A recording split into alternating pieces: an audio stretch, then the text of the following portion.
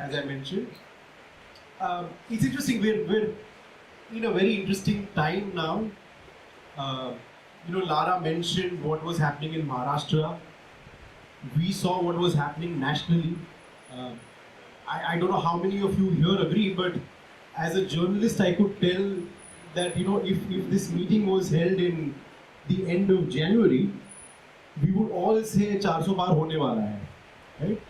There was a sense of dejection among liberal spaces, among people who thought that that a certain kind of politics is going to inevitably win.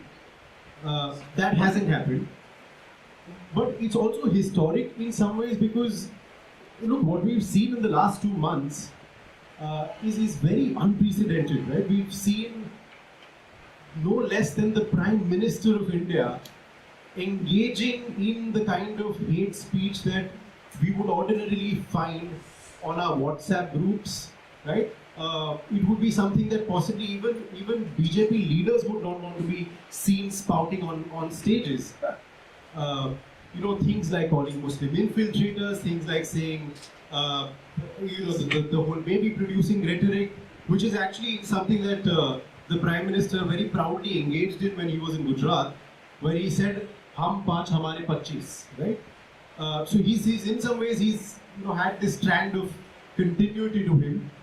He's been consistent in that sense. Just that sometimes you see that side of him a lot more than you see at other points.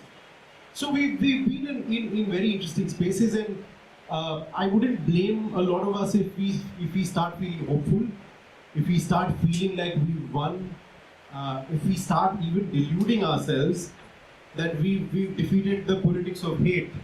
मतलब हम कहते हैं ना कि नफरत की राजनीति खत्म हो गई, उसको हमने हरा दिया, उस पर रोक लगा दी. Look, as a journalist, Rajni, we're not used to giving good news. Journalists love it when there's bad news to be delivered because that's what gets the best out of us. I do bring grim news. I mean, away from this rhetoric that we've been seeing in spaces like these, in terms of actual numbers, BJP has got about 60 lakh more votes than the last time, right? They were about 22.8 or 9 crore the last time. They're now 23.5 or 6 crores votes this time. So more people have voted for the BJP. Its vote share has gone down very minimally, which by half a percent or so. So in terms of actual numbers, that is what it looks like, right? I mean, of course, seat-wise, लगता है कि हम वो हार गए. But what I've seen over the last 5 years of sort of being in this world that I call the secretive world of Hindutva pop stars, I feel like हमारा जो analysis है liberal spaces में कि communalism क्या है, उस पे थोड़ा सा एक हमें बदलने की जरूरत है. We need to shift the lens a bit.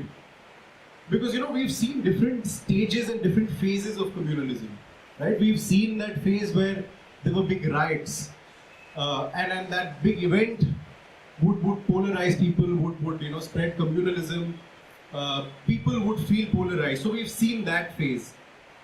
We saw a different phase where from those big events, from those big, long periods of riots and communal clashes, we saw events where there were more localized clashes, right? There were more, so a lynching here, a lynching there, कहीं कुछ गांव में हो गया, Muzaffarnagar is a great example, localized, but with having the effect that it can polarize communities and then possibly swing votes, right? So we saw that phase of communalism as well. What we're in now is a different phase of communalism. We're in a phase of communalism where अब दिखेगा कुछ नहीं आपको शायद. आपको दिखेगा नहीं कि दंगा हो रहा है. Right? You will not see that there are riots on the streets. You will not see that the Bajrang Dal is now out on the streets with trishuls. We used to have those, right? Trishul बांटते थे, सब करते थे. What we're now seeing is I think much more serious, much more potent, much more powerful way of spreading communalism, which is what I call this everyday communalism. right? कि वो अब हर रोज की जिंदगी में आ गया, वो रोजमर्रा की जिंदगी में है वो. It is no longer an event that has to be noticed and that has to be, sort of fawned upon or outraged upon.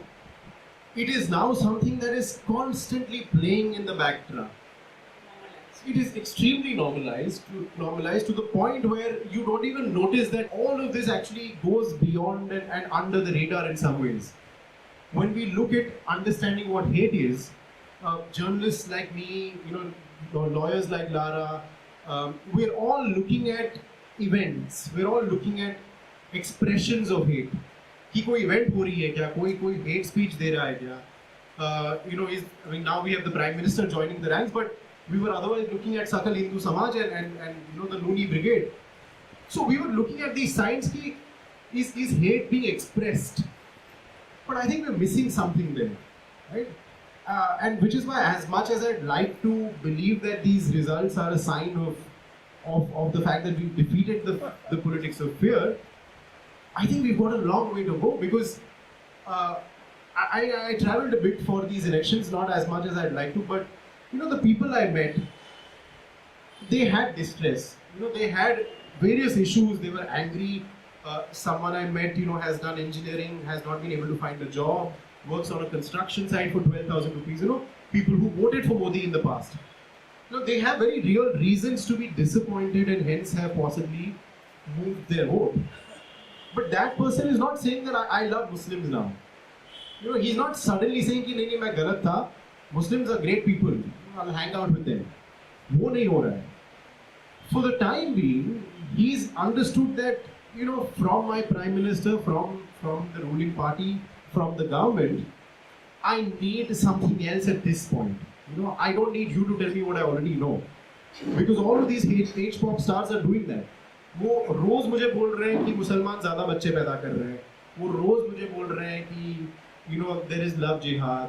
They're saying this to me every single day. I don't need the Prime Minister to tell me the same thing again. It's not novelty for me, right? What I need you to do is tell me what are you going to do about my job, what are you going to do about the distress that I face. I went to rural Maharashtra, farmers who are not able to get their fair price of their produce. So what are you doing for me on that front? So in that sense, what all of this everyday communalism that we talk about does is that it continues to radicalize people nonetheless. It's pushing the poison deeper and deeper into all of us. What is not happening is we don't know when the expression of that hate is going to be. Right? The expression of the hate can be when there's a railway constable with no known history of politics is walking around in a railway bogie and sees Muslims, people who look visibly Muslim, drag them out and shoot them dead. Right? That's an expression of hate. An expression of hate can work in n number of ways, where you will have cases like the one in Muzaffarnagar where a teacher drags out a Muslim kid, tells all the other Hindu kids to assault and beat the Muslim kid, and delivers a hate speech about that Muslim or about that Muslim community.